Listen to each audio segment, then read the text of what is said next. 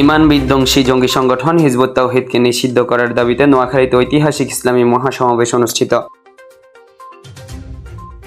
আজ 1 আগস্ট 2026 রোজ শনিবার হেফাজত ইসলাম বাংলাদেশের তত্ত্বাবধানে এবং জামিয়াতুল মাদারিস কওমিয়া নোয়াখালী লক্ষ্মীপুর ও ইসলাম বিরোধী কার্যক্রম প্রতিরোধ কমিটির যৌথ উদ্যোগে নোয়াখালী জেলা স্কুল ময়দানে এক ঐতিহাসিক ইসলামী মহাসমাবেশ অনুষ্ঠিত হয়েছে।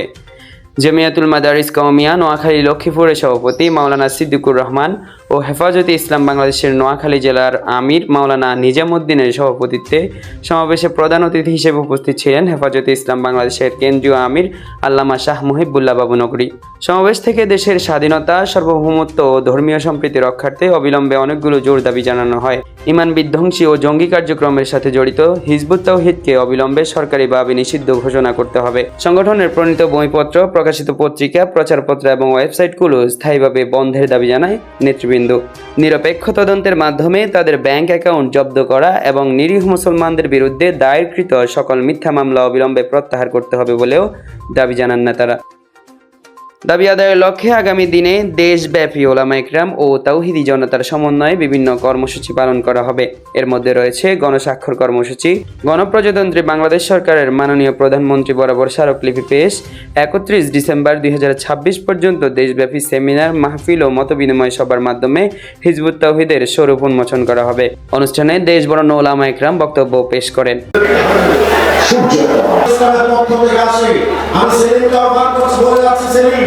এটা মনে করো না যে বাংলাদেশ তো পাকিস্তানের বদমাশ হেজবুত শয়তান আজকে থেকে হেজবুত তাওহীদ তাহলে আমাদেরকে আল্লাহ তাআলা এই সর্বশেষ সংগঠন সবাই মিলে ইসলাম থেকে বের হয়ে যায়। তোমরা ইসলাম পেলে কোথায়? এটা যখন প্রশ্ন করা হলো সবাই মিলে ইসলাম থেকে বের হয়ে যায়, তোমরা ইসলাম পেলে কোথায়? এটা দেখেন ইসলামের প্রকৃত রূপরেখা এই বইয়ের 50 নম্বর পৃষ্ঠায় বাড়ি খান কি লিখছে, দীর্ঘ 100 বছর এই উম্মাহকে এই পবিত্র কর্মসূচি থেকে মাহরুম বঞ্চিত রাখার পর রহমানুর রহিম আল্লাহ তার অসীম করুণায় তার দেয়া কর্মসূচির পরিচয় ইলহামের মাধ্যমে আমার হৃদয়ে নাযিল করেছেন। আচ্ছা, তাহলে উনি বলল 1400 বছর পর আল্লাহ তাআলা ইলহামের মাধ্যমে ওই ইসলাম কালামটা নাযিল করেছেন। এবার প্রশ্ন হলো, তোমার ইলহাম সত্য না মিথ্যা? এক বক্তা বলেছেন নোয়াখালীতে তাদের কার্যক্রম নিষিদ্ধ থাকবে।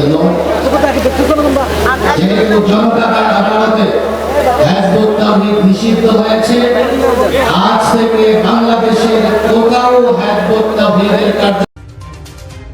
ইব্রাহিম খলিল, নোয়াখালী টাইম, নোয়াখালী।